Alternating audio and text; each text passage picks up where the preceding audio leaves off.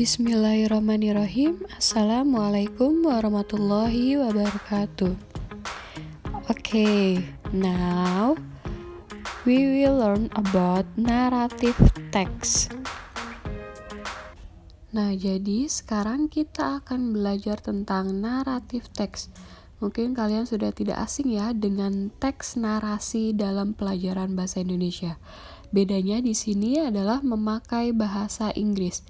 Lalu, narrative text adalah is a story with a complication or problematic event and it try to find the resolution to solve the problems. Jadi cerita narasi ini adalah cerita dengan peristiwa yang rumit dan problematis dan berusaha mencari penyelesaian untuk memecahkan masalah tersebut. Tidak jauh beda ya, dan sama dengan pelajaran bahasa Indonesia jika kalian sudah belajar teks narasi. Hampir sama, cuma bedanya adalah di sini memakai bahasa Inggris. Oke, pada slide selanjutnya yaitu purpose of narrative text. Jadi apa sih tujuan dari narrative text ini? Tujuannya adalah to entertain the reader with a story. Jadi tujuannya adalah untuk menghibur si pembaca dengan cerita tersebut ya. Nah, pada slide selanjutnya yaitu adalah generic structure, yaitu struktur dalam teks naratif. Nah, pada umumnya adalah di sini ada 3, yaitu ada orientation, ada complication, and resolution.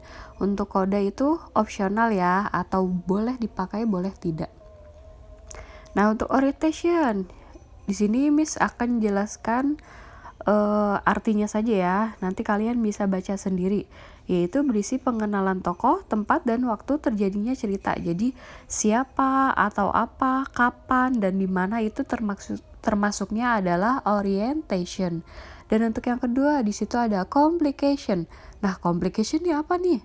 Jadi complication itu adalah permasalahan yang muncul atau mulai terjadi dan berkembang. Jadi complication ini adanya biasanya di pertengahan ya. Nah, untuk yang terakhir itu ada resolution.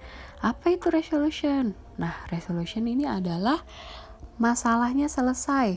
Entah itu happy ending or bad ending or sad ending. Jadi bisa berakhir bahagia atau bisa berakhir sedih atau buruk. Nah, untuk yang terakhir itu ada koda. Koda itu adalah pembelajaran dari cerita tersebut. Nah, untuk language feature atau unsur kebahasaan yang terdapat dalam teks narasi yaitu di sini ada 6. Yang pertama itu menggunakan past tense. Ingat, past tense itu adalah kata kerja kedua atau verb to. Untuk yang kedua, adverb of time. Jadi ada one day, ada once upon a time, ada apa lagi tuh? Pokoknya banyak ya. Kalau kalian baca cerita pasti diawali dengan kata-kata atau kalimat tersebut ya. Untuk yang ketiga di sini ada time conjunction. Di sini Bu beri contoh ada when, then, suddenly, dan lain-lain. Untuk yang keempat di sini ada specific character.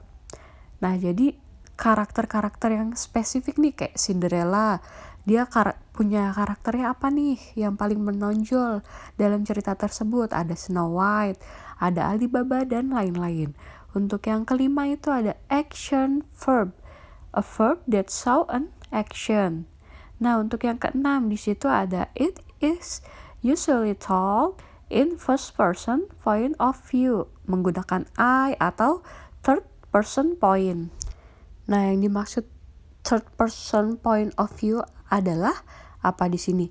He or she. Jadi kata ganti orang ketiga ya. Nah, untuk jenis-jenis naratif teks di sini ada banyak nih. Ada fairy tale, mystery, science fiction, romance, horror, fable, myth and legend, history, slice of life, personal experience, dan lain-lain ya. Kalian nanti bisa cari sendiri. Sini banyak banget ya. Untuk contohnya di sini Miss sudah beri contohnya satu ya, yaitu tentang naratif fairy tales tentang Snow White ya. Di sini ada orientation, ada resolution, ada complication. Nah, untuk pembahasan naratif teks, cukupkan sampai di sini. Apabila ada pertanyaan seputar naratif teks yang kalian belum pahami, bisa langsung tanyakan ke Miss ya, jangan malu-malu. Dicukupkan sampai di sini. Thank you for your watching. Good luck. Wassalamualaikum warahmatullahi wabarakatuh.